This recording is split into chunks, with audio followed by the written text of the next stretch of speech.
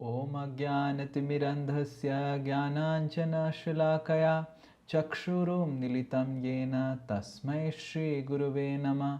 नमः ॐ विष्णुपादाय कृष्णप्रेष्ठाय भूतले श्रीमते भक्तिवेदान्त स्वामिनिति नामिने। नमस्ते सारस्वते देवे गौरवाणी प्रचारिणे निर्विशेष शून्यवादी पाश्चात्य देशतारिणे। हे कृष्ण करुणा सिंधु दीनबंधु जगतपते गोपेश गोपिका कांता राधा कांता नमस्तुते।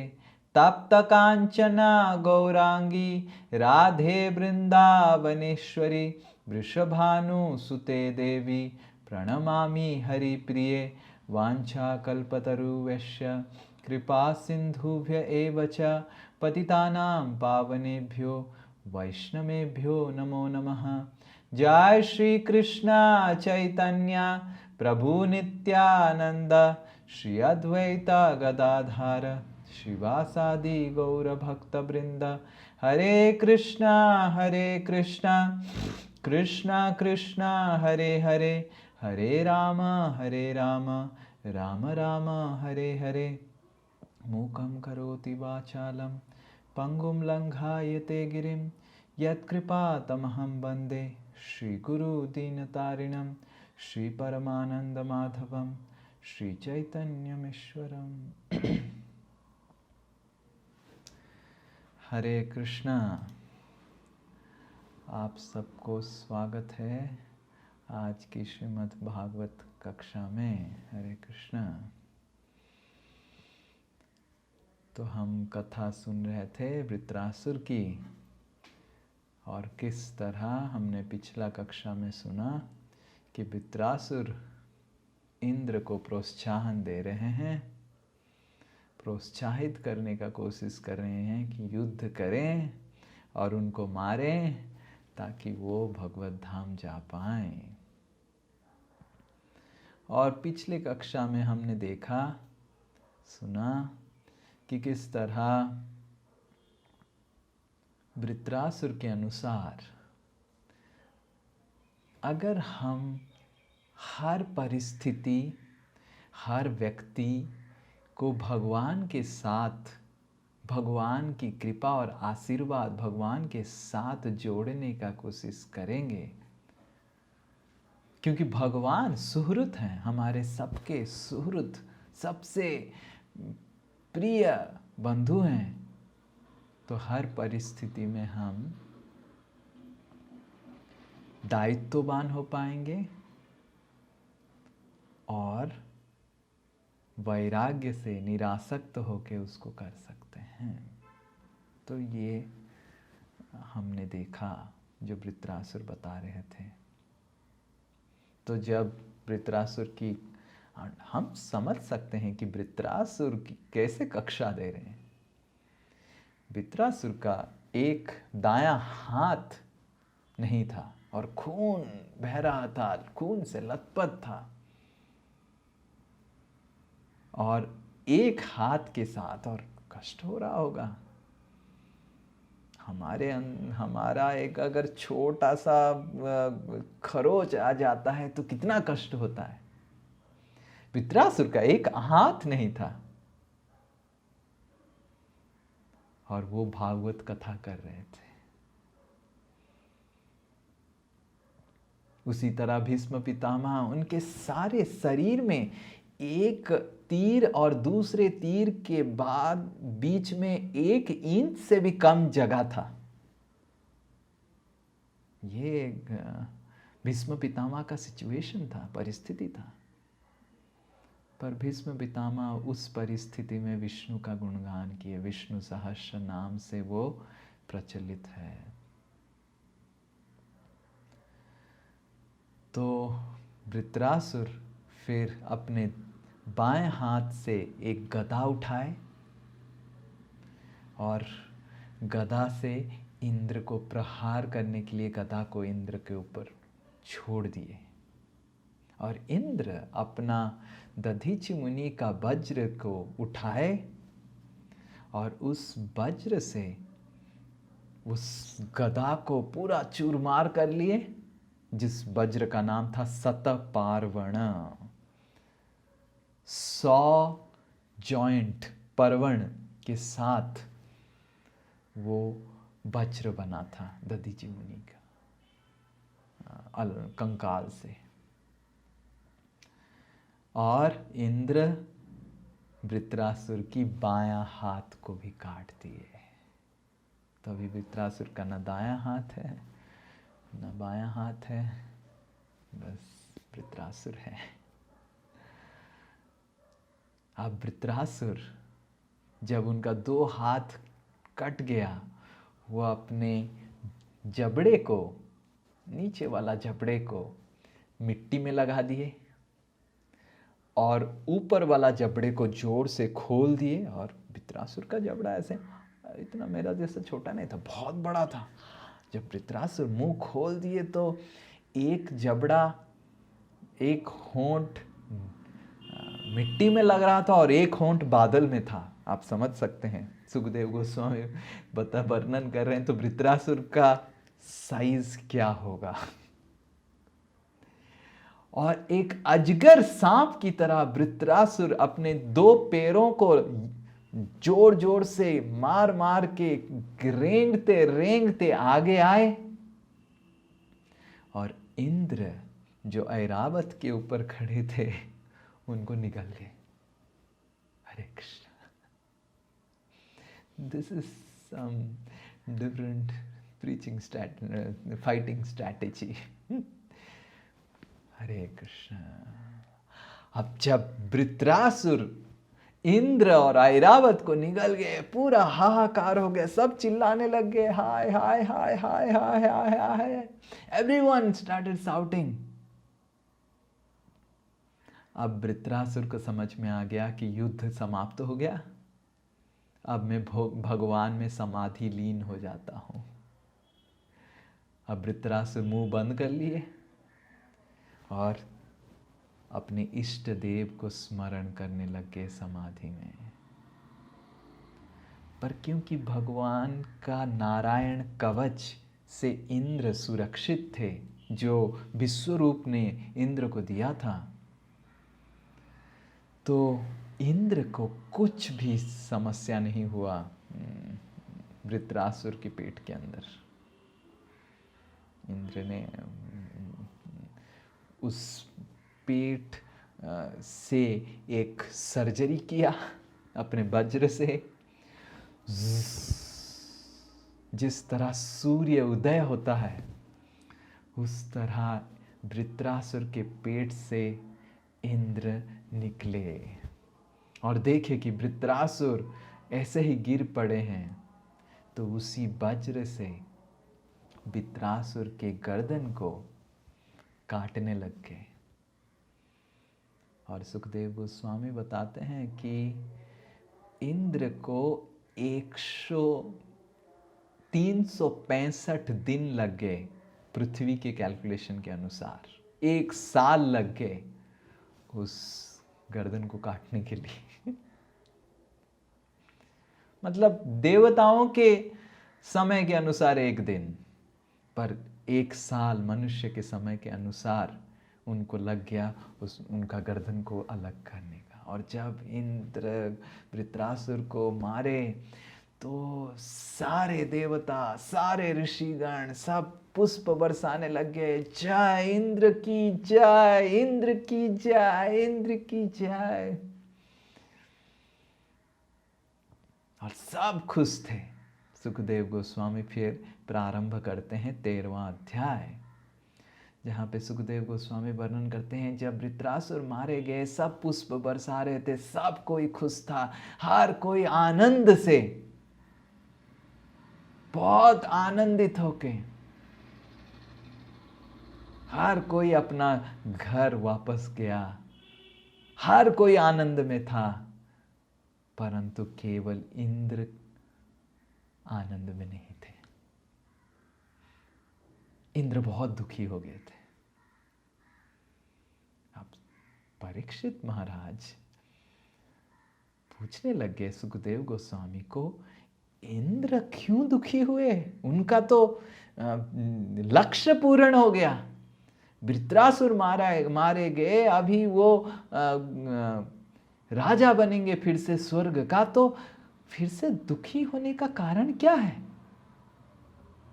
तो सुखदेव गोस्वामी इंद्र की दुख की कारण बताते हैं, जो अभी हम श्लोक उच्चारण करेंगे। आप ध्यान पूर्वक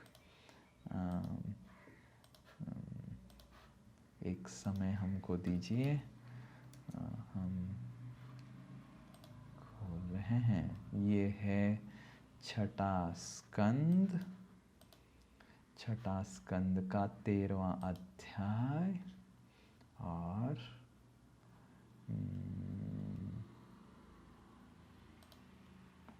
चौथा श्लोक।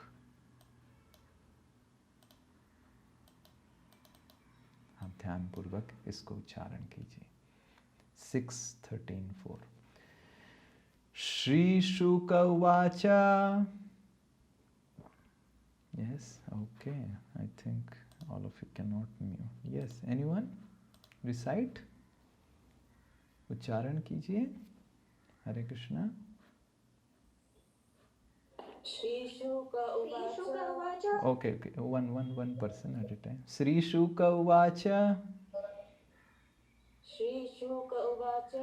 वृत्र विक्रम संविघ्ना। सर्वे देवा सहर्षिभिः।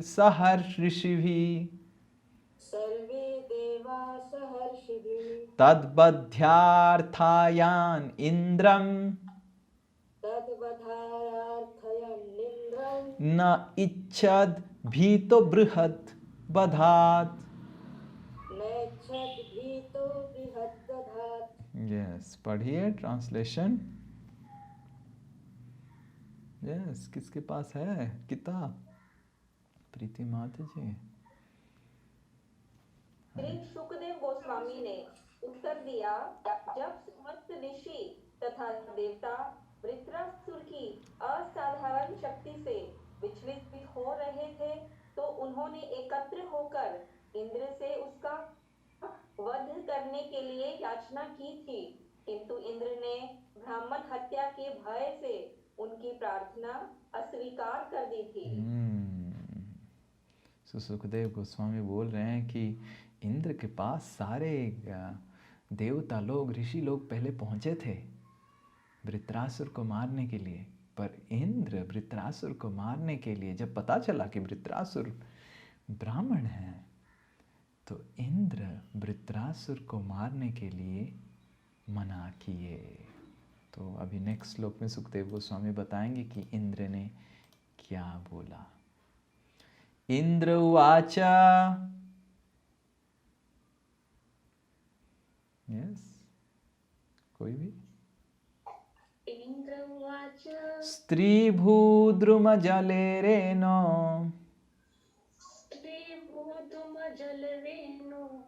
विश्वरूप बधोद्भवन् विभक्तम् अनुगृह्णाद्भिर्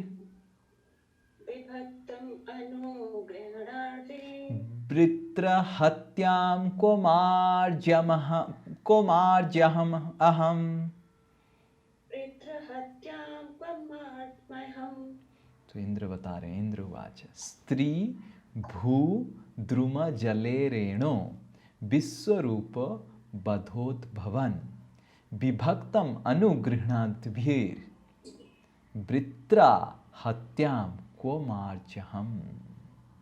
इंद्र बताए कि मैं जब विश्वरूप को मारा, विश्वरूप ब्राह्मण थे, और मैं जब विश्वरूप को मारा तो बहुत करुणावश होके, अनुग्रह करके मेरे को स्त्री लोग और भूमि और द्रुमा मतलब पेड़ और पृथ्वी और जल, ये 4 लोग मेरे को करुणा दिखा के मेरे को बोले कि आपका पाप हम लेने के लिए तैयार हैं। और नहीं तो मेरे को बहुत पाप सहना पड़ता, बहुत पाप को कष्ट करना पड़ता, पर ये 4 लोग डिवाइड कर लिए और अभी भी ये 4 लोग मेरे पीछे पड़े हैं। अभी गुस्सा हो रहे हैं, पहले तो ले लिया पर अभी बहुत परेशान हो रहे हैं, और परेशान होके अभी मेरे को और परेशान बोल रहे हैं कि भाई कितना कितना हमारा, जैसे आप सब भी, हमने जब पिछला क्लास लिया था तो लोग पूछे थे, हमको प्रश्न पूछे थे कौन वो माता जी था जो इंद्र के साथ नेगोशिएशन करने गया था हम उनको पकड़ेंगे ऐसे हमको प्रश्न पूछा गया था। मैं बोला हमको पता नहीं कौन वो माता जी थे, हमको रक्षा कर दीजिए। सुखदेव गोस्वामी नहीं बोलते हैं वो माता जी का नाम। तो इंद्र बताते हैं कि ये 4 लोग कृपा करके हमको, मैंने उनको कुछ प्रलोभन दिखाया, तो उस प्रलोभन से आकर्षित होके उन्होंने तो ले लिया मेरा पाप का कर्म, पर कौन लेगा। और एक्चुअली वृत्रासुर, क्योंकि ये सब डिस्कशन हुआ है पहले, वृत्रासुर मरने से पहले, तो इसीलिए जब वृत्रासुर मर गए सब कोई चले गए, इंद्र से कोई बात भी नहीं किया। डर के मारे इंद्र ना दे दे 5% हमको दे दे तो कोई इंद्र से बिना बात करके सब कोई चले गए अपना घर, पुष्प बरसाए इंद्र के ऊपर, बहुत अच्छा इंद्र, और सब चले गए। कोई थोड़ा सा भी बात भी नहीं किया, क्योंकि उनको भय था कि बात करेंगे तो इंद्र बोल देंगे कि पाप का थोड़ा भागीदार बनेंगे आप। हरे कृष्ण तो इंद्र पूछ रहे हैं कि कौन कौन लेगा पाप की भागीदारी, क्योंकि विश्वरूप तो ब्राह्मण थे, पर ये तो ब्राह्मण, ये भी ब्राह्मण है, हालांकि राक्षस स्वरूप में है, पर ये भी बहुत बड़ा ब्राह्मण है। तो पहला शिक्षा जो इस श्लोक से हमको मिलेगा कि वो ये है कि ब्राह्मण और भगवान की भक्त एक्सटर्नल, बाहरी से निर्णय नहीं किया जाता है, अंदर से निर्णय किया जाता है, गुण से। तो हमारी वैदिक सभ्यता का जितने सारे नीति नियम सब है, सब अंदर की परिस्थिति और चेतना के ऊपर निर्णय किया जाता है। भगवत गीता में कृष्ण बताते हैं कि चतुर्वर्ण्यम मया सृष्टम गुण कर्म विभागसा, ये गुण से विभाजन हुआ है।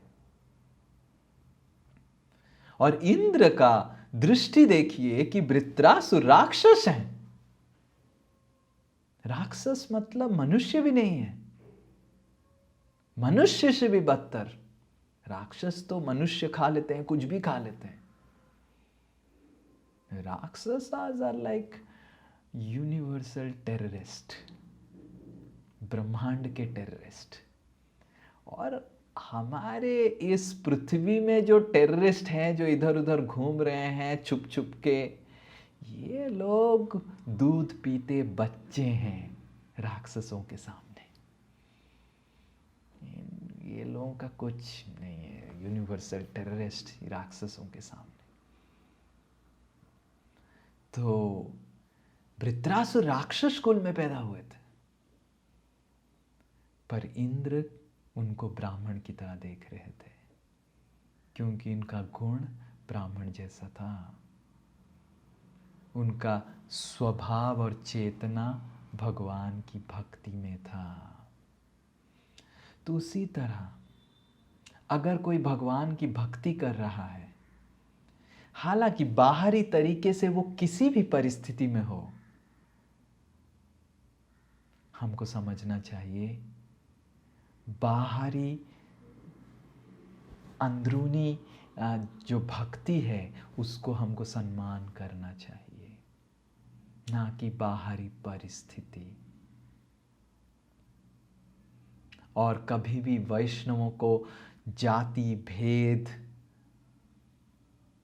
से ऊंच नीच, based on the financial status, based on the power and position जो हम वो व्यक्ति समाज में है उसका, based on the colour of the skin, तो इस सब से कभी भी हमको भेद नहीं करना चाहिए।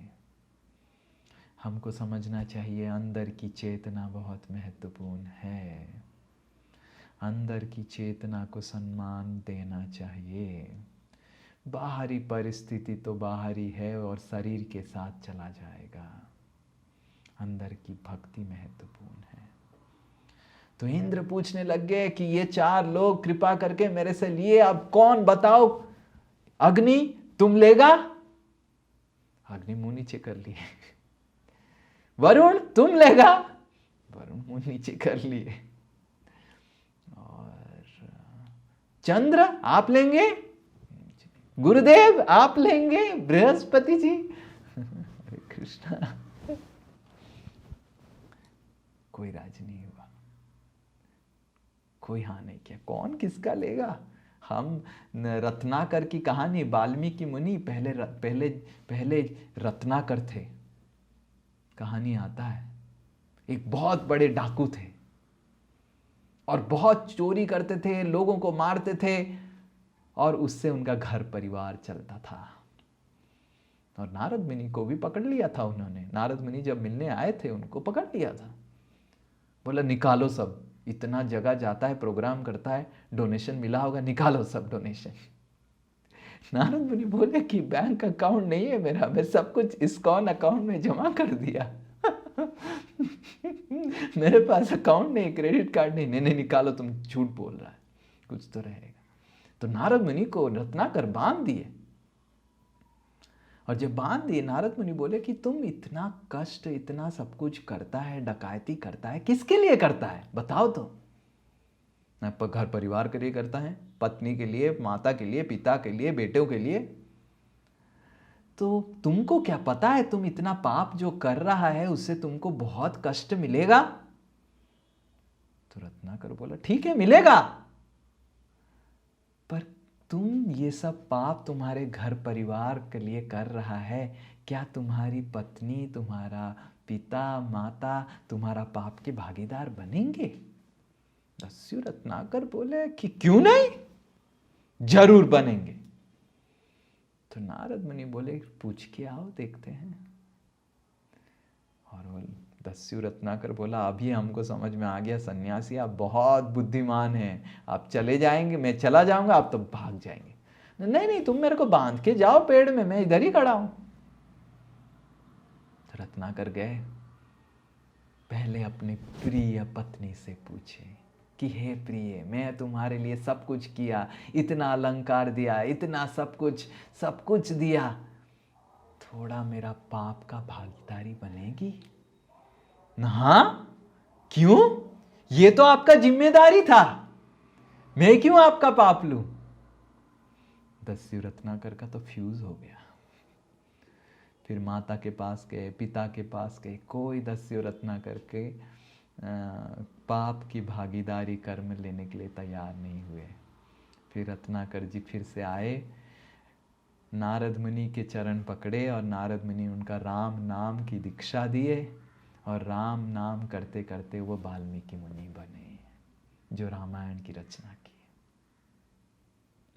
पर कोई पाप की भागीदारी नहीं लेते। ये 4 लोग तो स्पेशल है। स्त्री जो इंद्र बोले कि जनरली कोई नहीं लेता है, पर ये शायद थोड़ा बुद्धि कम था या फिर प्रलोभन में आ गए, किसी तरह ले लिए। पर अभी कौन लेगा बताइए, सब मुंह नीचे कर दिए। अब यहाँ पे सुखदेव गोस्वामी बताते हैं कि ऋषि लोग बोलने लगे इंद्र को। श्री शुक उवाच, यस एनीवन, ऋषयस्तद उपाकर्ण्य महेन्द्रम इदम अब्रुवम् याजयिष्याम भद्रं ते हयमेधेनमास्मभय।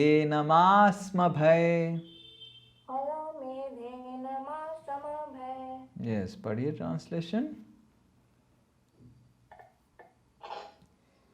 श्री सुखदेव गोस्वामी ने कहा, यह सुनकर ऋषियों ने इंद्र को उत्तर दिया, हे स्वर्ग के राजा, तुम्हारा कल्याण हो, तुम डरो नहीं। हम तुम्हें ब्राह्मण हत्या से लगने वाले किसी भी पाप से मुक्ति के लिए एक अश्वमेध यज्ञ करेंगे। तो देखिए, ब्राह्मण लोग, ऋषि लोग पूरा भगवान की तरह बोल रहे हैं, जैसे भगवत गीता में भगवान बोलते हैं माँ सुचा, भगवान बोलते हैं ना डोंट फियर। देखिए इधर लिखा हुआ है माँ स्म भय, भय मतलब भय मत करो, माँ डोंट भय मत करो, हम हैं ना, don't fear my dear, so long I am here. तुम बिल्कुल डरो मत, हम सब हैं, हम क्या मर गए हैं? हम सब ऋषि लोग देवताओं का कल्याण के लिए हैं, और हम क्या मर गए हैं कि इंद्र आपको इतना चिंता करना पड़ेगा? आप मारिए वृत्रासुर को, ब्रह्म हत्या का जो पाप लगेगा हम यज्ञ करके उसको मिटा देंगे। इंटरेस्टिंग। और इंद्र प्रश्न पूछ सकते हैं कि हाँ सही में यज्ञ करने से ब्रह्म हत्या का पाप हट जाएगा? तो उनको मतलब कन्विंस करने के लिए, उस चीज को उपस्थापित करने के लिए ऋषि लोग शास्त्र का उल्लेख करेंगे कि किस तरह यज्ञ बहुत शक्तिशाली होता है। देखिए, सभ्य समाज में किसी को अगर आपको समझाना है तो शास्त्र का उल्लेख होता था।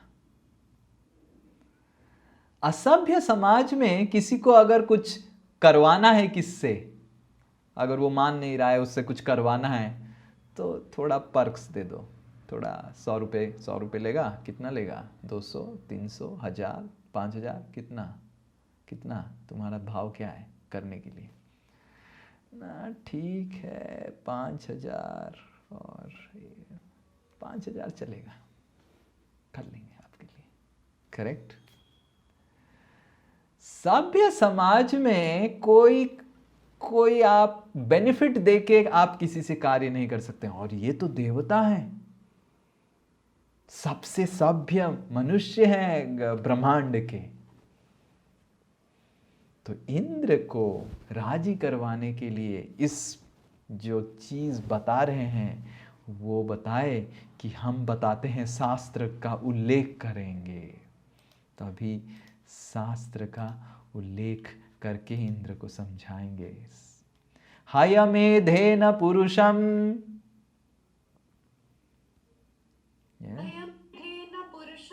परमात्मानमीश्वरम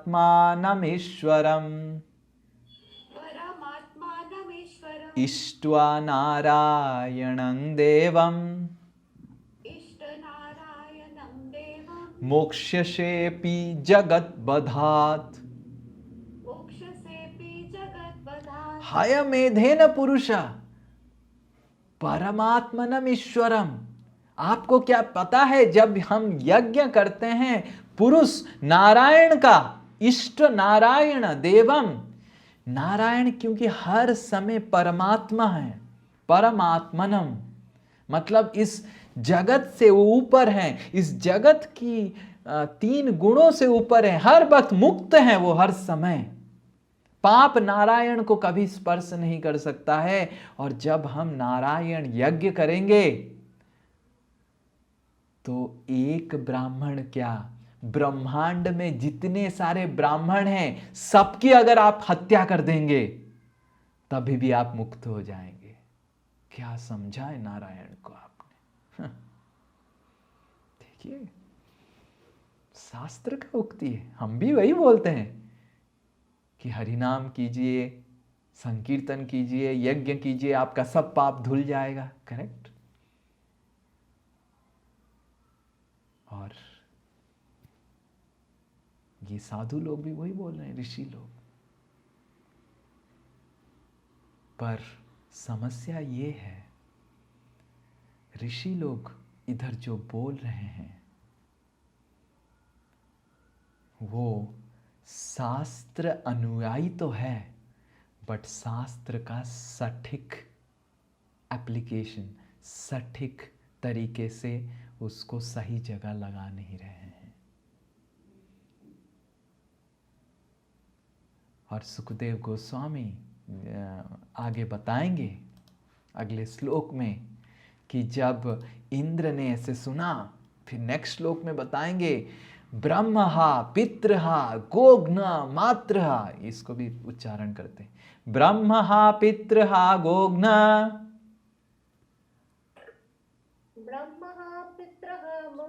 मातृहाचार्य हागवान स्वाद पुल्क सको वापी शुद्धया शुद्धेरन्यस्य कीर्तनात्। कोई अगर ब्रह्म हत्या किया है, ब्राह्मण का हत्या किया है, या पितृ का मारा है, या मातृ को मारा है, या फिर कोई गाय को मारा है, या फिर बहुत पाप किया है, कोई भी परिस्थिति में कोई भी पाप किया है, सब शुद्ध हो जाएगा यस्य कीर्तनात्, नारायण की कीर्तन से। तम अश्वमेधेन महामखेन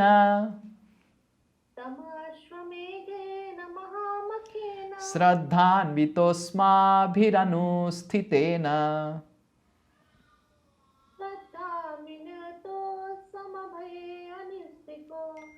हत्वापि स ब्रह्मचराचरं त्वम् न लिप्यसे किं खलनिग्रहेण।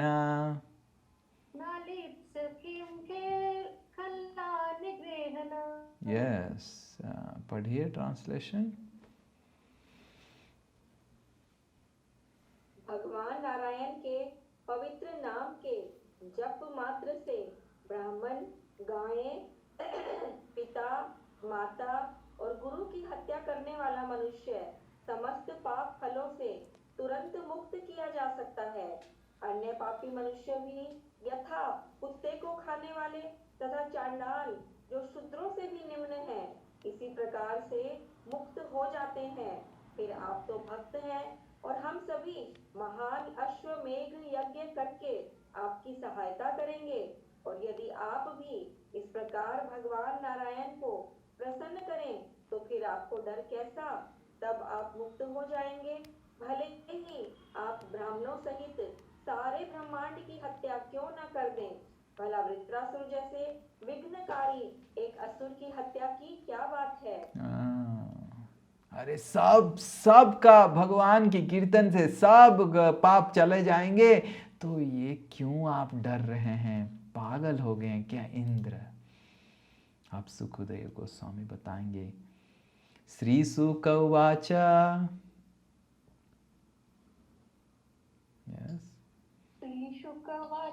एवं संचोदितो विप्रैर्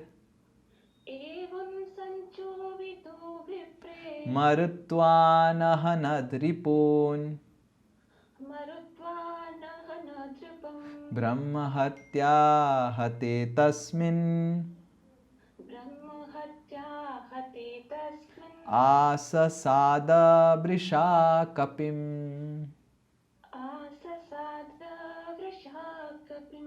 एवं संचोदित विप्रे, विप्र लोग, ऋषि लोगों की संचोदित मतलब प्रेरणा, एनकरेजमेंट।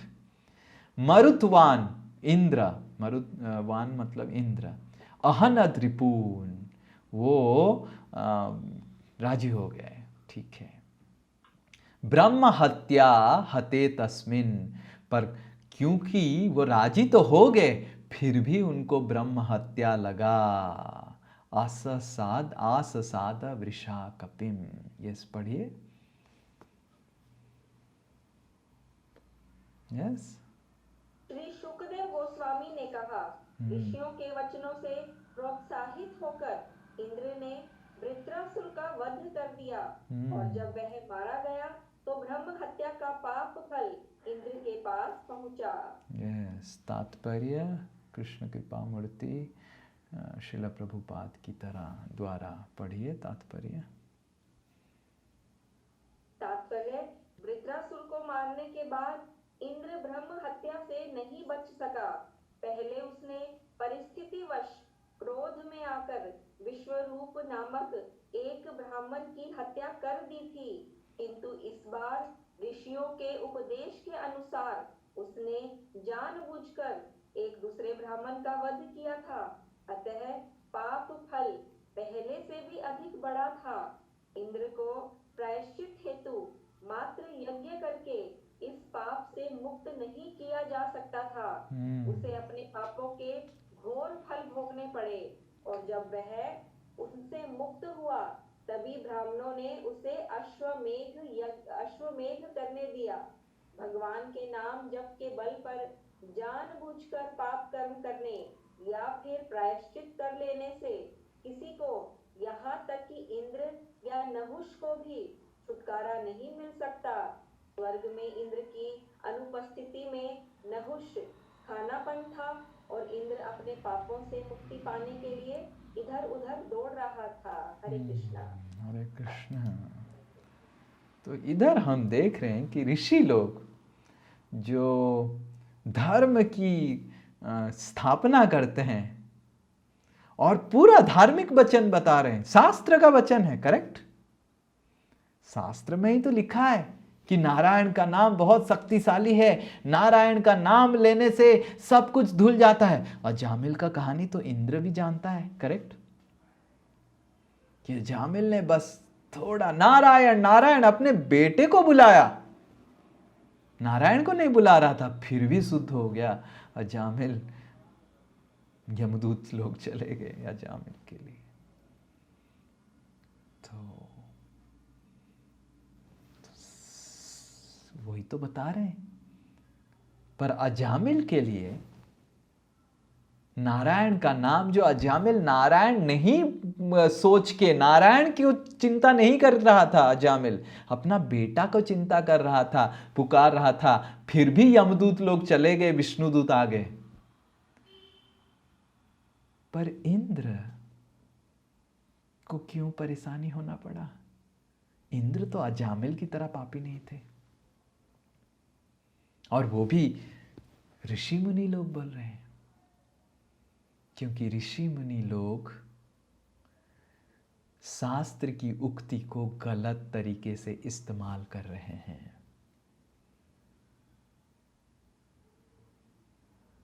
ऋषियों ने गलती किया, और उस गलती के वजह से ऋषियों को भी कष्ट मिला, आगे जाके हम सुनेंगे, और इंद्र को भी कष्ट मिला। और गलती क्या है? गलती है अपराध।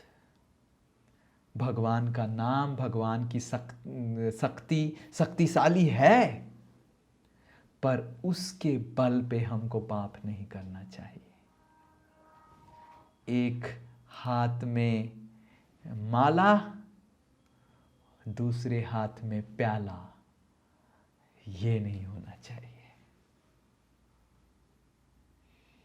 कि मैं प्याला पीऊंगा और माला करूंगा तो प्याला का पाप और माला का शुद्धता सब कट जाएगा। Best of both the worlds, दोनों दुनिया का सबसे अच्छा चीज मिलेगा। क्योंकि हरि नाम करने से सब कुछ मिट जाता है। पर अगर हम हरि नाम की शक्ति को गलत कार्य में लगाएंगे तो हरि नाम हमको ध्वंस विध्वंस कर सकता है, जो इस कहानी से हमको पता चलता है। हमको कभी नहीं सोचना चाहिए क्योंकि मैं हरि नाम कर रहा हूं, अभी इसके बाद जो भी मैं पाप किया हूं सब माफ हो जाएगा। नहीं, हमको कभी नहीं समझना चाहिए कि हरि नाम अब तक मैं जितना पाप बिना समझ के कर लिया उसको शुद्ध कर सकता है, पर जानबूझ के मैं अगर हरि नाम को इस्तेमाल करके, यज्ञ को इस्तेमाल करके, भगवान को इस्तेमाल करके पाप कार्य में लिप्त रहूंगा तो भयावह परिस्थिति होगा। एक व्यक्ति हमारे गुरुदेव को प्रश्न किए कि हम देखते हैं कि विदेशी लोग ज्यादा पाप करते हैं भारतीय से, बहुत ज्यादा। विदेश का पाप का स्टैंडर्ड बहुत ज्यादा है भारतीयों से, और भारतीय लोग भक्ति भी करते हैं, विदेशी लोगों को तो भी पता भी नहीं क्या है कुछ, पर भारतीय लोग ज्यादा दुख में हैं विदेशियों से। ऐसा क्यों? क्योंकि मेरे गुरुदेव बताए, क्योंकि भारतीय लोग अपराध कर रहे हैं और विदेशी लोग खाली पाप कर रहे हैं। हर भारतीय को पता है कि क्या पाप है क्या पुण्य है, पर हर भारतीय जानबूझ के पाप करता है। इसीलिए भारत में ज्यादा दुख है विदेश से, क्योंकि हम जानबूझ के भगवान की भक्ति का सहारा लेके पाप करके गंगा में स्नान करने जाते हैं पाप धोने के लिए। Correct? People go to Ganga, सब पाप धुल जाएगा। कोई पाप नहीं धुलेगा, क्योंकि आपने जानबूझ के पाप किया है। इंद्र का पाप नहीं धुल पाया, तो आप कौन, किस खेत की मूली है? जानबूझ के पाप करके जीवन के अंत में अगर हम सोचेंगे कि हम जाएंगे, गंगा स्नान कर लेंगे और सब कुछ ठीक हो जाएगा, कुछ नहीं ठीक होने वाला है। हमको हमारी पाप की परिणति को भुगतना ही पड़ेगा, जरूर, इसका कोई संशय नहीं है। श्रीमद् भागवत में सुखदेव गोस्वामी ये बता रहे हैं, इधर ये शिक्षा हमको प्राप्त करना है। हमको पाप कार्य से वर्जित होना ही पड़ेगा, और हम कभी नहीं सोच सकते कि भगवान का नाम की शक्ति से मैं पाप कर सकता हूं। अभी भगवान का नाम हमारे जीवन को जला देगा अगर हम भगवान के नाम की शक्ति से पाप कार्य में लिप्त रहेंगे। तो इस तरह इंद्र क्योंकि गलती किया तो उनको ये ब्रह्म हत्या का पाप लगा, और इंद्र जब वापस आए अपने प्रासाद में तो इंद्र के पीछे पीछे एक बहुत ही पतली ट्यूबरकुलोसिस लेडी, मेरे को पता नहीं क्या है ये ट्यूबरकुलोसिस डिजीज, बहुत ट्यूबरकुलोसिस जब लंग्स में हो जाता है तो ब्लड कफ निकलता है और सड़ जाता है पूरा आपका फेफड़े। तो एक वृद्ध नारी जिसको ट्यूबरकुलोसिस हो गया है और जिसका सारा शरीर पूरा रक्त से भर गया है, क्योंकि वो खांस रहा है और खांसते ही रक्त निकल रहा है, पूरा शरीर में लग जा रहा है, और उसके मुख से इतना मछली का बदबू निकल रहा है। वो इंद्र के पीछे पड़ गई शादी करने के लिए।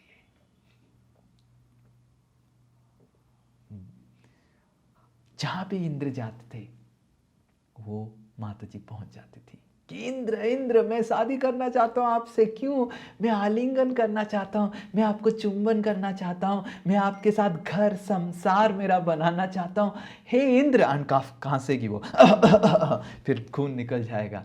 हे इंद्र, फिर खांसेगी, रुक जाओ इंद्र, और इंद्र भाग जाते थे। और जब भी इंद्र कहीं पे भी जाते थे सबको वो बदबू मारता था, क्योंकि वो माता जी भी आ जाती थी। कोई भी इंद्र के साथ रहने का, सब कोई इंद्र को बोले इंद्र जाओ, आप जाओ, सब भागने लग गए। और वो माता जी इंद्र के हाथ धो के पीछे पड़ गई। सुखदेव गोस्वामी आगे बताते हैं कि हर समय जहां पे भी इंद्र गए, स्वर्ग में गए, अलग अलग लोकों में गए, कहीं पे भी गए, पीछे मुड़े तो वो माता जी खड़ी है, इंद्र कब शादी करेंगे हम, रुक जाओ इंद्र, रुक जाओ, रुक जाओ, मेरे को थोड़ा समय दो इंद्र। इंद्र इतना परेशान हो गए, इतना दुख में थे, इतना दुख में थे। इंद्र मानस सरोवर झील में, जो नॉर्थ ईस्ट मतलब उत्तर पूर्व, करेक्ट, नॉर्थ ईस्ट मतलब उत्तर पूर्व, उत्तर पूर्व दिशा में जो मानस सरोवर झील है उसके अंदर छुप गए। ये मानस सरोवर झील, सुखदेव गोस्वामी बोलते हैं इस अध्याय में कि लक्ष्मी देवी का निवास स्थली है। और शिव जी, क्योंकि लक्ष्मी देवी का रिजॉर्ट है, मतलब प्लेइंग रिजॉर्ट, जहाँ पे वो आके आनंद में स्नान करती है। और शिव जी अपने लक्ष्मी देवी की प्रोटेक्शन के लिए, उनकी माता की प्रोटेक्शन के लिए, शिव जी इस पूरा झील के इर्द गिर्द बहुत सारे अपने भूत यक्ष अनुयायियों को प्रोटेक्शन करने के लिए रखे हैं। कोई प्रवेश नहीं कर सकता है बिना लक्ष्मी देवी के परमिशन से। और ये भगवान की लादिनी शक्ति लक्ष्मी और राधा रानी की करुणा है। हम अपराधी हैं, इंद्र अपराध किए हैं, पर इंद्र लक्ष्मी देवी का शरणागत हो गए और किसी तरह मानस सरोवर झील के अंदर प्रवेश कर लिए और छोटा बन गए। और उस मानस सरोवर झील में अलग अलग पद्म फूल है, उस पद्म फूल की जो टहनियाँ थी उसके अंदर प्रवेश करके छुप के भगवान की भक्ति करने लग गए। बहुत कष्ट, उनको कुछ खाना नहीं मिल रहा था, क्योंकि अग्नि हम जब आहुति देते हैं, यज्ञ होता है तो अग्नि के द्वारा आहुति देते हैं, करेक्ट। इंद्राय स्वाहा, ओम वरुणाय स्वाहा, न इदम न ममा, करेक्ट। हम ऐसे, तो अग्नि सारे स्वाहाओं को, स्वाहा देवी अग्नि की पत्नी है, तो स्वाहा देवी और अग्नि देव का ये सेवा है कि जितना सारा यज्ञ हो रहा है, यज्ञ का जो फल है वो देवताओं को बांट के देना। पर अग्नि कैसे जाएंगे मानस सरोवर झील में, सारे राक्षस हैं, तो अग्नि नहीं जा पाते थे, ना अपने अनुयायियों को भेज पाते थे। और इंद्र 1000 साल तक उधर कष्ट भुगतते रहे, 1000 years। और जब इंद्र भाग के चले गए, किसी को बताए नहीं स्वर्गलोक में मैं कहाँ जा रहा हूँ, क्योंकि बताएंगे तो डर था कि इसको पता चलेगा ये ट्यूबरकुलोसिस लेडी, जिनका नाम वर्णन नहीं किए हैं सुखदेव गोस्वामी, ये भाग के आ जाएगी, पहुंच जाएगी। तो ये है अपराध का परिणाम। कोई भी हो, श्रील प्रभुपाद इधर बता रहे हैं, इंद्र भी हो, हमको अपराध नहीं करना चाहिए। अब प्रश्न उठता है, हमारे आचार्यगण बोलते हैं कि इंद्र तो अपराध के भागी हो गए, पर प्रोत्साहन कौन दिए थे? उनके गुरुवर्ग। ऋषि मुनि तो इंद्र के गुरुवर्ग हुए। तो अब विश्वनाथ चक्रवर्ती ठाकुर टिप्पणी में बताते हैं आगे जाके सुखदेव गोस्वामी एक श्लोक बताते हैं कि जब तक इंद्र 1000 साल तक इस मानस सरोवर झील के अंदर थे तो राजा नहीं है।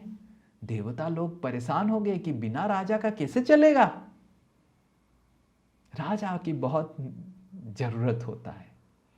उस समय भूमंडल, आपने अगर वैदिक कॉस्मोलॉजी का सेमिनार किया होगा, भूमंडल मतलब वो जो फ्लैट अर्थ, बड़ा जो प्लेट है, सर्कुलर प्लेट, वो पूरा भूमंडल के राजा थे नहुसा। नहुसा कृष्ण के वंश में आते हैं। नहुसा के पुत्र हुए ययाति महाराज, ययाति महाराज के पुत्र हुए यदु, और यदु से यादव आए और फिर कृष्ण का वंश। तो नहुसा बहुत शक्तिशाली थे, 100 अश्वमेध यज्ञ किए थे और इसीलिए इंद्र वो बने थे, बनने के उनका योग्यता था। इंद्र कौन बन सकता है? जो 100 अश्वमेध यज्ञ करता है। इसीलिए इंद्र का और एक नाम है शतकर्तु। शतकर्तु मतलब जो 100 अश्वमेध यज्ञ किया है। तो सारे देवता लोग, प्रमुख देवता लोग पृथ्वी में आए, भूमंडल में आके नहुसा के ऑफिस में आए और बोले कि, और नहुसा जी बहुत प्रसन्न हो गए, ये सारे देवता लोग आए हैं। और नहुसा जी प्रश्न पूछे कि क्यों आए हैं। देवता लोग बताए कि इंद्र ने ऐसे ऐसे हुआ, सब कुछ हुआ। नहुसा बोले, ओ ऐसे ऐसे हुआ, तो आप क्यों आए हैं? ना हम चाहते हैं कि आप इंद्र बने, हमारा राजा बने। नहुसा बोले कि मैं तो मनुष्य हूं, मैं कैसे देवताओं का राजा बन सकता हूं। तो देवता लोग बताए कि आप साधारण मनुष्य नहीं हैं, हम चाहते हैं कि आप हमारा राजा बने। सारे ऋषि लोग भी राजी हुए और देवता लोग नहुसा को ऊपर लेके आए, इंद्र के आसन में बिठाए। ऋषि मुनि लोग नहुसा का अभिषेक करवाए और इंद्र घोषित करवाए। ये सब पोस्ट है। तो नहुसा जी इंद्र बने। पहला 1-2 साल सब सही चल रहा था, नहुसा जी बहुत अच्छे से सब कुछ परिचालना कर रहे थे। पर धीरे धीरे नहुसा के हृदय में एरोगेंस, गर्व, प्राइड जागृत हुआ। नहुसा बार बार अलग अलग देवताओं को बुलाते थे और सबके सामने दे दनादन गाली मारते थे कि ऐसे किया, मैं ऐसे बोला था, तुम्हारा ऐसा मजाल दिखा दूंगा, मैं कौन हूं। और सारे देवताओं को इतना कष्ट होता था वो कटु वचन सुन के नहुसा जी का, वो मुंह नीचे करके चले जाते थे। हर दिन कोई ना किसी को तो डांट पड़ेगा और कुछ कारण नहीं है, बस अपना, कुछ लोगों का रहता है ना, अपना भाव दिखाना, मैं भी बड़ा हूं। और सारे देवता आपस में बातचीत करने लग गए, परेशान होके कि हाय हाय हाय, किसको बिठा दिया, अब क्या करें, झेलना पड़ेगा, अब क्या कर सकते हैं, क्या कर सकते हैं। बहुत कष्ट में सारे देवता आ गए। हर दिन कोई ना कोई देवताओं को परेशान करते थे नहुसा, बहुत गाली मार के डांटते थे, अलग अलग जगह में खटाते थे, ये करो। ये देवता बताएगा कि मेरा डिपार्टमेंट कुछ और है ना, तुम्हारा एक्स्ट्रा सेवा लेना पड़ेगा, ये डिपार्टमेंट का काम भी करना पड़ेगा। जिस तरह कॉर्पोरेट में कार्य होता है, गलत बॉस, अगर गड़बड़ बॉस आपको मिल जाता है और आप परेशान हो जाते हैं, आपको 8 घंटा की जगह 16 घंटा खटाता था नहुसा जी, अपना भाव दिखाने के लिए। जरूरत नहीं था कुछ भी, बस अपना तेवर, तेवर बोलते हैं, करेक्ट, तेवर दिखाना। और बहुत सारे देवता इतना कष्ट में हो गए और नहुसा के हृदय में तो अहंकार पूरा जल रहा था, पागल हो गए थे अहंकार से। एक दिन नहुसा अपने गार्डन में घूम रहे थे, स्वर्गलोक में, नंदन गार्डन में। उधर दूर से सची देवी, जो इंद्र की पत्नी है, वो आई और नहुसा के हृदय में काम वासना ऐसे जलने लग गया, वो इंद्र की पत्नी को जाके बोले कि मैं अभी इंद्र हूं और नियम के अनुसार आप मेरे पत्नी हैं, आप आइए, मैं आपके साथ भोग करना चाहता हूं। इंद्र की पत्नी सची देवी बोलने लगी, मैं एक सती नारी हूं, इंद्र तो एक पोस्ट है, मेरे पतिदेव अभी नहीं है और आप इंद्र की पोस्ट संभाल रहे हैं, इसका मतलब यह नहीं कि आप मेरे पति बन गए। ये आप किस तरह का वाक्य बोल रहे हैं, ये सरासर पाप है। और नहुसा इतना जोर से चित्कार किए कि मैं राजा हूं और प्रजा होने के कारण आपको यह मानना पड़ेगा, और अगर आप नहीं मानेंगे मैं आपको दंड दूंगा। और नहुसा जी के पास शक्ति था दंड देने का, कर सकते थे, क्योंकि सची देवी तो अभी रानी नहीं है, अभी तो वो प्रजा है बस। सची देवी बोली कि मैं गुरुदेव से सलाह लेके आता हूं। देखिए, गुरुदेव से सलाह लेना बहुत महत्वपूर्ण है इस तरह के सिचुएशन में। सची देवी बृहस्पति के कक्ष में चले गए, घर में चले गए, और बृहस्पति को समझाए। बृहस्पति बोले कि हम सब भी परेशान है नहुसा से।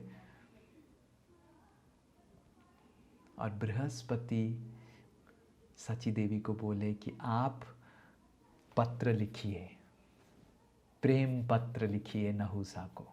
तो सची देवी प्रेम पत्र लिखे कि ओ नहुसा, मैं आपको सही में प्रेम करता हूँ, बस मैं आपका इंटरेस्ट और मेरा इंटरेस्ट जानने का कोशिश कर रहा था, और अगर आप सही में मेरे साथ जीवन बिताना चाहते हैं आप आइए, पर मेरा बस एक छोटा सा शर्त है, आप जब आएंगे मेरे से मिलने, आप एक पालंकी का व्यवस्था कीजिए। पालंकी आप समझते हैं, पालकी, और एक सुंदर सुसज्जित पालकी का व्यवस्था कीजिए, और उस पालकी के ऊपर आप बैठिए, और उस पालकी को सारे सप्त ऋषि उठा उठा के लेके आना चाहिए। अब सोचिए, अब नहुसा जब वो पत्र पढ़े, काम वासना से तो वो जर्जरित हो ही गए थे, और अहंकार से तो पागल हो ही गए थे।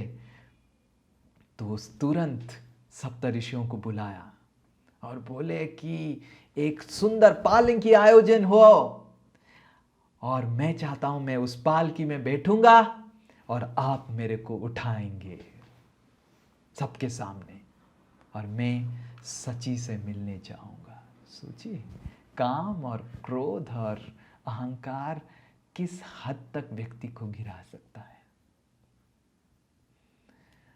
तो सप्त ऋषि सबके सामने, सोचिए, सप्त ऋषि देवताओं से भी बड़े हैं, देवताओं के गुरु हैं, एडवाइजर हैं। सारे देवताओं के सामने देवलोक के अंदर सप्त ऋषि नहुसा को उठाए। कितना बेइज्जती, सोचिए, कितना कष्ट। तो ये है, सप्त ऋषियों को भी कष्ट मिला, वो अपराध, गलत गाइडेंस देने का कष्ट सप्त ऋषियों को भी भुगतना पड़ा, नहुसा को पालकी में उठाना पड़ा। और कितना बेइज्जती, सबके सामने नहुसा को उठा उठा के सप्तऋषि, और सप्तऋषि लोग ब्राह्मण हैं, वो फिजिकल वर्क ज्यादा नहीं करते, वो पालकी उठाना वो कभी किए नहीं है इतना सारा कार्य, उनको बहुत कष्ट हो रहा था। और नहुसा ऐसे नहीं कि दूध पीता बच्चे थे, बहुत शक्तिशाली थे। तो सप्त ऋषि उठा उठा के लेके जा रहे थे, पर सप्त ऋषि में एक ऋषि अगस्त्य हुए, और अगस्त्य थोड़ा छोटे थे, नाटे थे। तो पालकी ऐसे चल रहा था, मतलब मान लीजिए आपका कार का एक चक्का बहुत बड़ा और एक चक्का छोटा, तो कैसे हो जाएगा कार ऐसे। तो नहुसा का पालकी ऐसे चल रहा था। अब करेंगे क्या, सप्त ऋषि को तो एडजस्ट तो करना पड़ेगा, सची के साथ जाना है, जीवन बिताना है। तो पालकी ऐसे ऐसे चल रहा था। और अगस्त्य क्योंकि नाटे थे और थोड़ा मोटे भी थे, तो धीरे धीरे चल रहे थे। बाकी ऋषि लोग जल्दी चल रहे थे, ये अगस्त्य धीरे धीरे चल नहीं पा रहे थे। चलने का आदत नहीं उतना, इतना भारी उठा के। और नहुसा बोल रहे थे, क्योंकि नहुसा तो काम से इतने पागल हो गए थे, उनको जल्दी जाना था सची के पास। जल्दी चलो सर्प सर्प, जल्दी चलो जल्दी चलो जल्दी चलो, ऐसे चित्कार करने लगे। अगस्त्य कोशिश कर रहे थे जल्दी जाने का, अब क्या करेंगे, अब सबका एक लिमिट होता है। फिर नहुसा चित्कार करने लग गए, जोर जोर से चित्कार करने लगे। 3 बार चित्कार किए, 4 बार चित्कार किए। फिर जब स्पीड बढ़ा नहीं पालकी का, नहुसा अपने पैर निकाले और जोर से अगस्त्य ऋषि को पीछे से प्रहार किए। सोचिए, और जब प्रहार किए, उसी समय अगस्त्य ऋषि मुड़ के नहुषा को श्राप दिए कि तुम सर्प सर्प हो रहा है, तुरंत तुम सर्प बन जा। और उधर से ही नहुषा गिरे पालकी से और सर्प बन गए, एक बहुत बड़ा अजगर सांप बन गए। और महाभारत में जब भीम और युधिष्ठिर सब जंगल में घूम रहे थे, तो भीम जी को वो सर्प पकड़ लिए, नहुषा जो सर्प है। नहुषा फिर रोने लग गए थे। फिर अगस्त्य मुनि इतने करुणामय हैं, फिर आशीर्वाद दिए कि जब युधिष्ठिर महाराज से आप ज्ञान प्राप्त करेंगे और उनकी संगति से आपका पाप और अपराध शुद्ध होगा और आपको ये सर्प के शरीर से मुक्त होगा आप। तो युधिष्ठिर महाराज और नहुषा के बीच में बातचीत आता है, जो सर्प अवस्था में है महाभारत में। और युधिष्ठिर महाराज की संगति और उनकी वाणी सुन के नहुषा का हृदय परिवर्तन होता है और नहुषा सर्प से फिर से मनुष्य बनते हैं।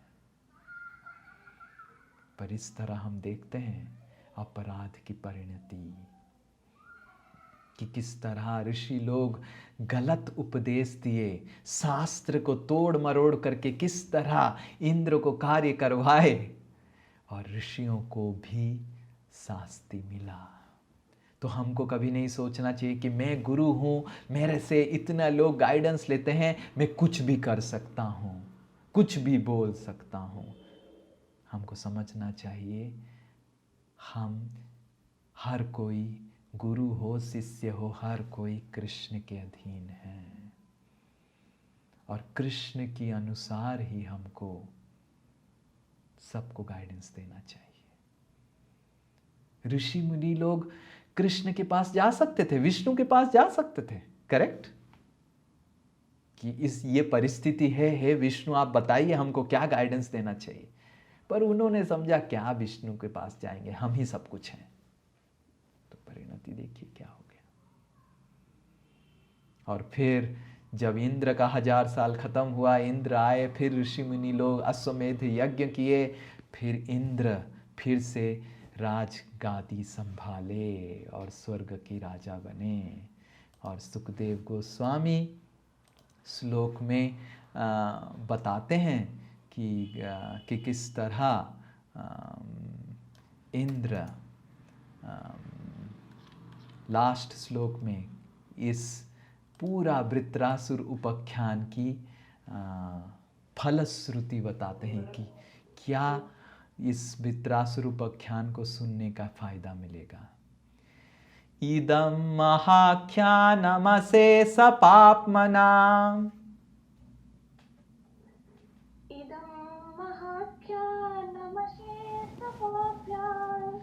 प्रक्षालनं तीर्थपदानुकीर्तनम्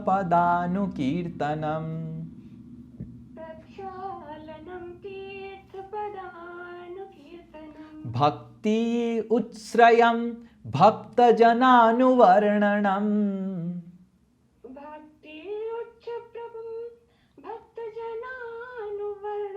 महेन्द्र मोक्षं विजयं मरुत्वत।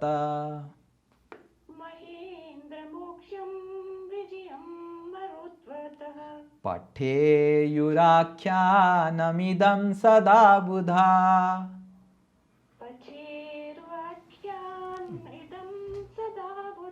शृण्वन्त्यथो पर्वणि पर्वणीन्द्रियम्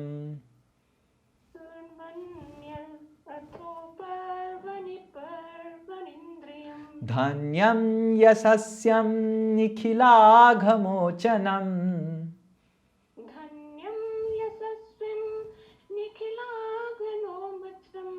रिपुञ्जयं स्वस्त्ययनं तथायुषम्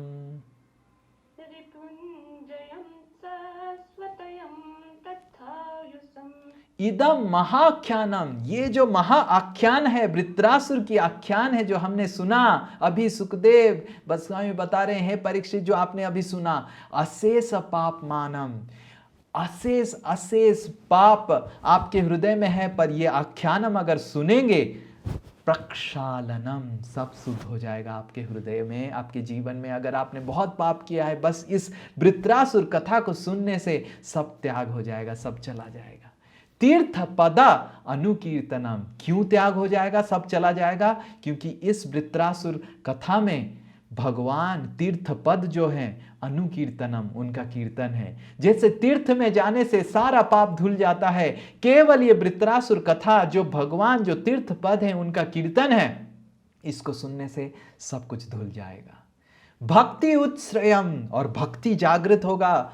भक्त जन अनुवर्णनम, क्योंकि ये वृत्रासुर उपाख्यान भक्तों के बारे में, वृत्रासुर जैसे भक्त के बारे में वर्णन किया गया है इसमें, इसीलिए हमारे हृदय में भक्ति जागृत होगा। विजयम मरुत्वता, और जिस तरह इंद्र ने विजय प्राप्त किया, हम अपने गलत हृदय के गलत चीजों से विजय प्राप्त कर सकते हैं। पठेयु आख्यानम इदम सदा बुधा, इसीलिए जो बुद्धिमान पुरुष और नारी हैं, इसको हर समय पठन करते हैं, पढ़ते हैं, ध्यान करते हैं। पर्वणि पर्वणि, अलग अलग पर्व में इसको खोलते हैं और बार बार उच्चारण करते हैं और पढ़ते हैं। और इसको पढ़ने से इंद्रियम, बहुत इंद्रिय हमारी शार्प बन जाएगा, तीक्ष्ण हो जाएगा।